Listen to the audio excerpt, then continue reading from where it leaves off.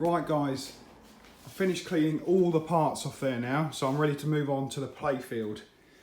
Now a little thing that I do, Gazza's top tips, is because I use a drill with a spongy arbor attachment on it, obviously these little switch blades, if they're poking above the playfield and that gets hold of it, it rips it to fuck. Trust me, I've learned. So to save undoing all of the switches and just dropping them down, what I do is I get a bit of corrugated card. I've cut loads of them up into little bits. I literally just push them in to the slot and it wedges the switch against the side and holds it just underneath the playfield level, so you can wing around it without bending the switch arms with the drill, or even if you just got a rag for that matter, just keeps them like tucked down out the way. In these newer games that have got lots of optos and whatever, there's not so many of them, but on the older System 11s there's dozens of them. So yeah, that's what I do for that. Tumbler's finished. Pleased with that. Life's too short to leave in there for much longer. It's got rid of a lot of the corrosion and marks and pitting, so they look presentable and fresh in the post, straight from My Pinball's world headquarters in Pudsey. The DMD conversion kit is arrived. So Saturday's job with Retro Dave, we're going to fit that. Okay, on to Dirty Harry. So my plan of action now is, now all the switches are just flush with the playfield, we're going to put a little bit of tape around there to stop them getting tangled. Going to give it a go over with the foaming spray cleaner just to get the loose muck off. Then I'm going to get my drill and my arbor bit and I'm going to whiz over it with the Treasure Cove polish. Right folks, the first time you do it, nerve-wracking experience. So Treasure Cove, I don't know if they still do this kit, I've had this for about 10 years. It's proper, I've had to shake that for about 20 minutes to get it all separated. So you get 3, 2 and 1 different cut polishes. Power Cut 3 is for cleaning the dirt off the playfield. It's not a polish, it is literally, and it feels horrendous. You're like, what am I doing? It feels like sandpaper when you put it on. It's very gritty. And you think this is suicide, putting this on my playfield and taking a drill to it. But you just got to trust the product and the guys that developed it specifically for that purpose, and that it isn't going to. And it doesn't, you know, it's a powdery grit as opposed to a coarse grit. It's almost like a talcum powder. And it doesn't scratch the playfield, it just removes dirt, the top layer of dirt. So I'll give it one go over with Power Cut 3 to like cut into the dirt, probably more prevalent around the top end here. And then just work my way through the different polishes up to the Power Cut 1, which is literally a high polish. You get these different attachments. So the yellow sponge is coarser for the dirt. Then I move on to the softer black sponge for the Power Cut 2, and then this is a buffing wheel for your polish or your Power Cut 1. So, I mean, to be fair, with the overhead LED lights in the workshop, and just, you know, it looks already, you think, well, on camera that looks pretty good, but trust me, it's dull, scratchy, ingrained dirt, which the camera doesn't really pick up. So you may think, oh, it looks shiny already, but you probably won't notice much difference. But I guess most of it's like, you know, it's been done, or in this case, I know it's been done. So yeah, here we go.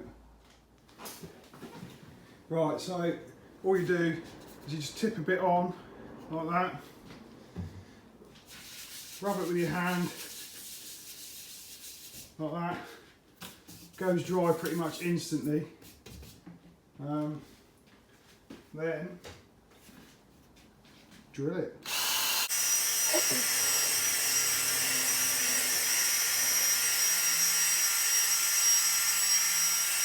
Now you're not looking to see, this is really like high polish results, so you're just looking to remove dirt. And you can see why I put the tape over the targets and switch now, because if that spinning sponge catches it, it just tears it off.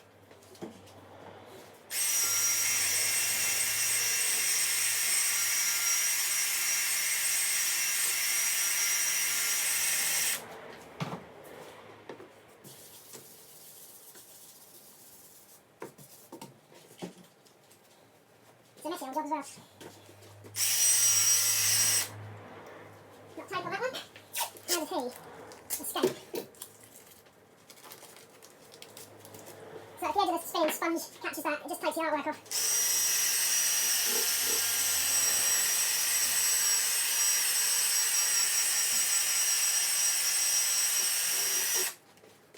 Anyway, you get the idea. I'll whiz around and do that. On 3, 2 and 1, and I'll finish with a bit of Gerlit's guitar canuba wax. So there was there was lots of scratch marks on this from previous cleaning efforts of other persons. And they were, I don't know if the camera will pick them up.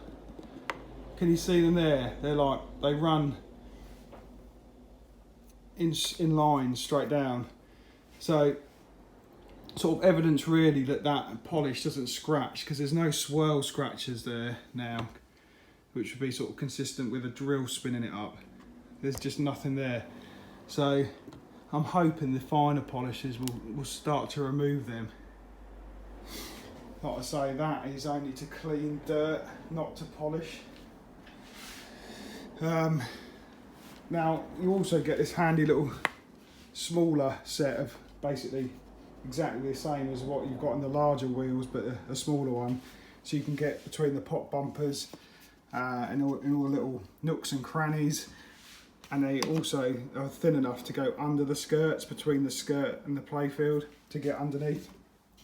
So I'm going to do that now. Rightio, I've finished going over with the Power Cut 3.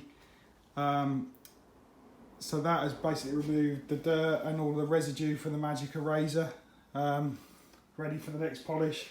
And then I've just gone over it with a buffing pad just to get the polish sort of residue off. And yeah, I think I've sort of resigned to the fact now that that phrase that I hate, it is what it is. It is what it is. I don't think it's, you can kind of tell when something's going to start to come up real nice, and this isn't. It's just too far worn. The clear's so dull and faded and thin and flat. I don't think you're going to bring it back. You can kind of see the line from where the ball never touches. It's nice and glossy from the factory, and then where it crosses over to the inlanes and it sort of flattens off. I don't know, we'll see, but I haven't got high hopes. But at least it'll be clean anyway. So the reassembly's underway. Putting all my posts back in, post sleeves on, LEDs in the slots. They're warm white. I don't know what the illumination will be like. It might be a bit dim, but they're in.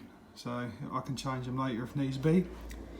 My wife has kindly cut me in a little, called a cricket machine, which is like a little die cutting machine really. It's not laser, it uses a blade, but you can cut paper, stickers and thin wood and plastic to precision. So you can see there I've got a little circle of mylar with a hole in the middle that's gone over the magnet.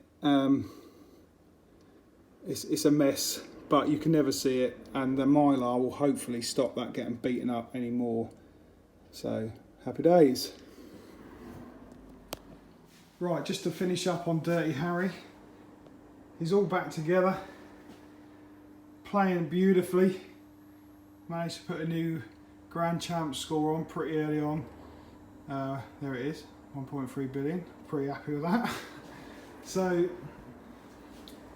I don't know what it is when, excuse me, when you put, take things apart and put them back together without touching anything, there's always a little pain in the butt things, which in this case the I've had the gun apart, and although when you take that apart there's nothing in it apart from a coil to fire the ball out and some optos so that it registers it's there, but occasionally it struggles to home itself, and in the middle of the game it will just constantly scan left to right until you turn the game off and put it into gun test and it sorts itself out.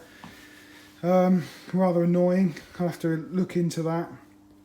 And also it keeps telling me the coin door's open, and disabling the high voltage stuff like the magnet. I think that's just a interlock switch problem, but it wasn't doing it before. And you know, I didn't even touch the door, so God knows why that's doing it. But you know, let's have a little scan over the playfield, because it does look quite nice when it's all been shopped out. Sort of the proof of the pudding really is in all these nooks and crannies with the pop bumpers and stuff. So it's, you know, it's all nice and clean in there. LEDs. I'm pleased with those warm whites. They look nice. I've still got to do the inserts. That's a job for another day. So the buildings, I've come to the conclusion looking at pictures, they're not dirty. That's the effect, the factory finish to make them look a bit weathered, I think. So I did try scrubbing, but they just didn't come up any better, and looking at images online I think that's how they are. I need to get a switch cover for that.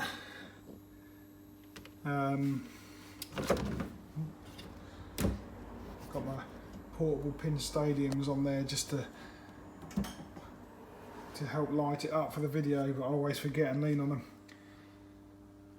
Yeah, LEDs, coloured posts, flippers. I've gone for purple with black rubber. I'm going to get rid of the black because in a dimly lit room you can't see the flippers.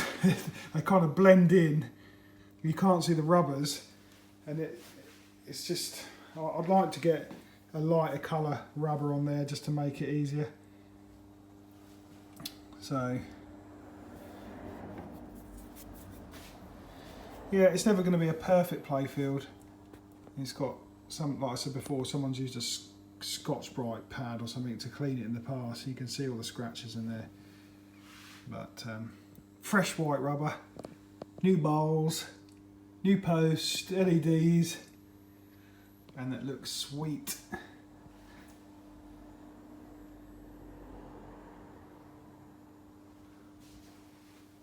So that's Dirty Harry.